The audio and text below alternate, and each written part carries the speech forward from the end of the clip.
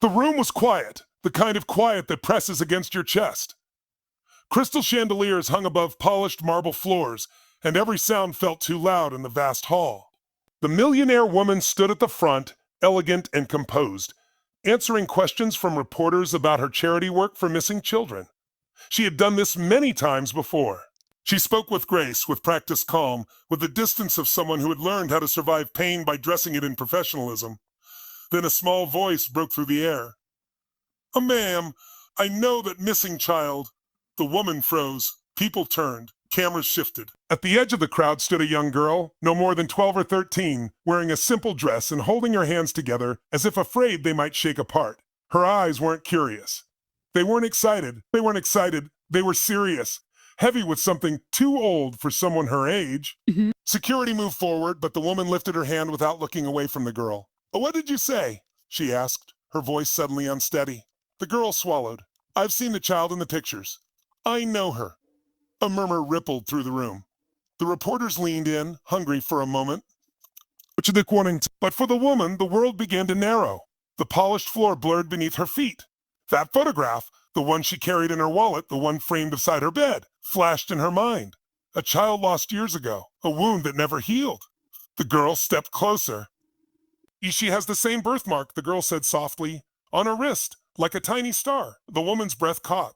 Her hand went to her mouth. No one outside the family knew about that mark. It wasn't in the news. It wasn't in the posters. How do you know that?" she whispered.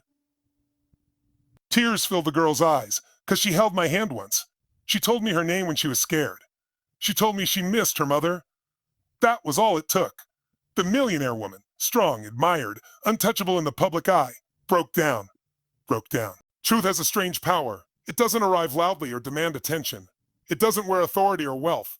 It often comes quietly, carried by someone who is nervous, unsure, and afraid of not being believed. Yet when it is spoken, it changes the weight of the air. In that moment, the truth spoken by a young girl did more than interrupt a polished event. It broke years of carefully maintained silence. For a long time, the story of the missing child had lived in controlled spaces. Press conferences, charity galas, carefully written statements. Every word was measured, every emotion managed. People spoke about hope, about awareness, about never giving up, but always from a distance. The pain was real, yet protected behind professionalism. Silence had become a shield, not because the truth wasn't wanted, but because it was too painful to touch directly. The girl didn't understand those rules. She didn't know about press etiquette or social expectations. All she knew was what she had seen, what she remembered, and what her heart insisted could no longer be kept inside. When she spoke, it wasn't dramatic. It wasn't rehearsed. It was hesitant, almost fragile.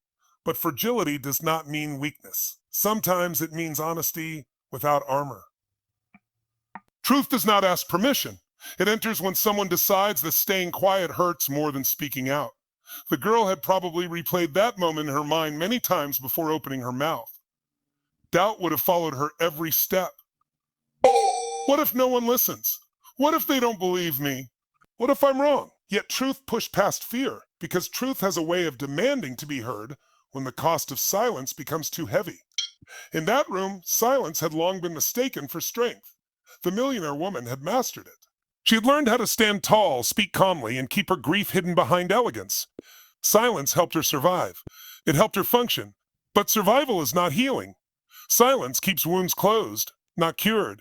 And when truth finally arrives, it does not gently knock. It breaks the door open. The moment the girl spoke, something shifted. The silence that once felt safe suddenly felt unbearable. Every unasked question, every sleepless night, every memory pushed aside for the sake of composure came rushing back. Truth has that effect. It does not come alone. It brings everything silence has been holding captive. What made that truth powerful wasn't detail or proof. It was sincerity. It came without gain, without expectation. The girl wasn't asking for attention or reward. She was simply carrying something that no longer belonged only to her. Truth, when kept too long, becomes a burden. Sharing it is not betrayal. It is release. People often believe that truth must come from authority to matter. From adults, from officials, from experts. But some truths can only come from those who witness them quietly, from the edges, from moments no one else noticed. That is why the girl's words cut so deeply. They came from a place untouched by performance or control. Silence had protected the pain for years, but it had also trapped it. Truth did what silence could not. It opened a path forward. Not a solution, not certainty, but movement. Hope is not born from quiet suffering. It is born when someone dares to speak what others are afraid to hear. In that instant, truth stripped away status, wealth, and image. It reduced everything to something raw and human, a voice, a memory, a connection that could no longer be denied. The truth didn't solve everything, but it made one thing clear. The story was no longer frozen in the past. It was alive again, breathing, waiting to be followed. Followed. That is the danger and the beauty of truth. Once spoken, it cannot be taken back.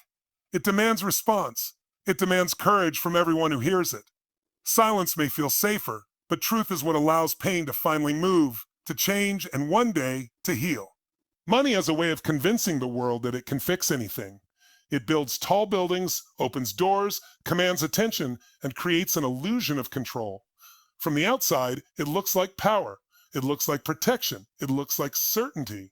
The millionaire woman had all of it. Influence, resources, admiration. Yet there was one thing money had never been able to buy back. Hope. For years, she poured her wealth into foundations, campaigns, and awareness programs. She funded searches, hired experts, printed posters, and spoke on stages across the world. People praised her generosity, calling her strong, inspiring, unstoppable. They saw a woman who had turned tragedy into purpose. But behind closed doors, when the lights were off and the applause faded, hope still slipped through her fingers like sand. Money can keep you busy. It can surround you with people and plans so you don't have to sit alone with unanswered questions. It can create motion without resolution. Every donation, every meeting, every public appearance gave the impression of progress. Yet deep inside, the same question waited in silence. Where is my child? Hope is not something you can purchase or schedule. It doesn't respond to influence or status. It lives in fragile places, in uncertainty, in waiting, in the courage to believe without proof. And that kind of hope is often hardest for those who seem to have everything else. The woman had learned to rely on structure instead of hope. Structures feel safer. Structures feel safer. Numbers, reports, timelines, they give the mind something solid to hold. Hope, on the other hand, asks you to trust what you cannot see. It asks you to stay open when closing your heart would hurt less. Wealth had given her control over many things, but it could not protect her from the risk that hope requires. That is why the girl's words shattered her. They did not come wrapped in contracts or guarantees. They did not promise certainty. They simply reopened a door she had slowly, painfully learned to keep shut. Hope returned not as confidence, but as possibility. Trembling, uncertain, alive. People often assume that those with money suffer less. In reality, wealth only changes the shape of suffering, not its depth. Loss does not measure bank accounts. Grief does not respect status. And hope does not grow faster because resources are available. Sometimes wealth even delays healing because it allows pain to be managed instead of confronted. The woman had spent years doing everything aright. She had turned pain into productivity. She had transformed grief into public service. Yet hope had remained distant because hope cannot be forced. It arrives when the heart is ready to risk breaking again. When the girl spoke, hope returned in its most honest form, not as a promise, but as a question.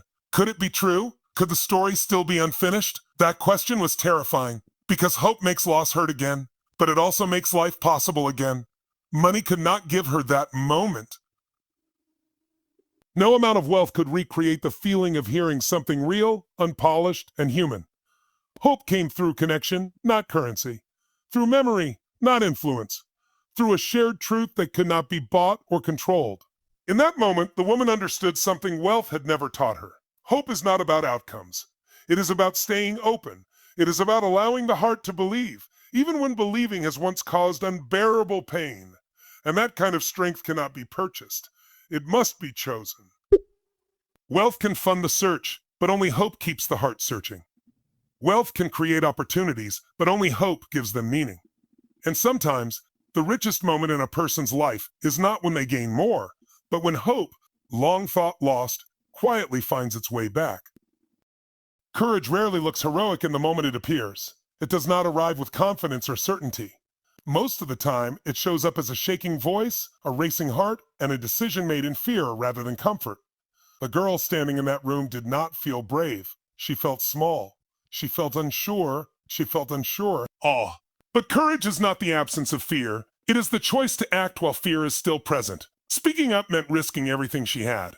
She risked being ignored, dismissed, or accused of lying. She risked standing alone in front of people far more powerful than she was. Silence would have been easier. Silence would have protected her from judgment. But silence would have also allowed something important to remain broken. Courage asked her to step forward anyway.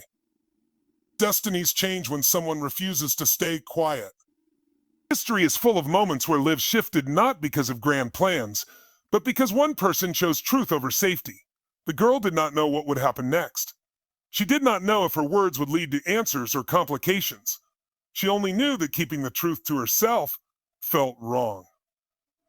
That awareness became her strength. Courage does not require permission. It does not wait for perfect timing. It appears in moments when the heart recognizes that inaction carries its own consequences. By speaking, the girl placed herself in the path of uncertainty, but she also placed the truth where it belonged, in the open, where it could no longer be ignored. For the woman, that courage altered the course of her life. Years of controlled grief had followed a predictable path: events, speeches, campaigns, and quiet nights of unresolved pain. The girl's bravery disrupted that pattern. It reopened questions the woman had learned to bury for the sake of survival. Without courage, nothing changes. Without disruption, destinies remain locked in place. Courage has a ripple effect. One brave act does not end with the person who performs it. It moves outward, touching lives in ways that cannot be measured immediately. The girl's decision to speak created a moment of vulnerability, and vulnerability invites truth. That truth, once revealed, reshaped the future for everyone involved. People often wait for certainty before acting.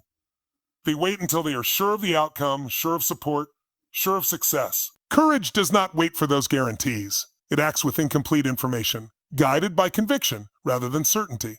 The girl did not know if her courage would be rewarded. She only knew it was necessary. In that room, courage bridged two broken timelines. One belonged to a child who had been missing for years, and the other belonged to a mother frozen in waiting. Courage brought movement where there had been stagnation. It did not promise reunion or resolution, but it restored possibility. And possibility is the beginning of change. Destinies are not always altered by dramatic rescues or sudden miracles. Sometimes they shift because someone decides that fear will no longer be the final authority. The girl's courage was quiet, human, and imperfect. And that is precisely why it mattered. When courage speaks, the future listens. It opens doors that fear keeps locked. It allows stories to continue instead of ending in silence. And in choosing to speak, the girl did more than share a truth. She changed the direction of lives that had been standing still for far too long.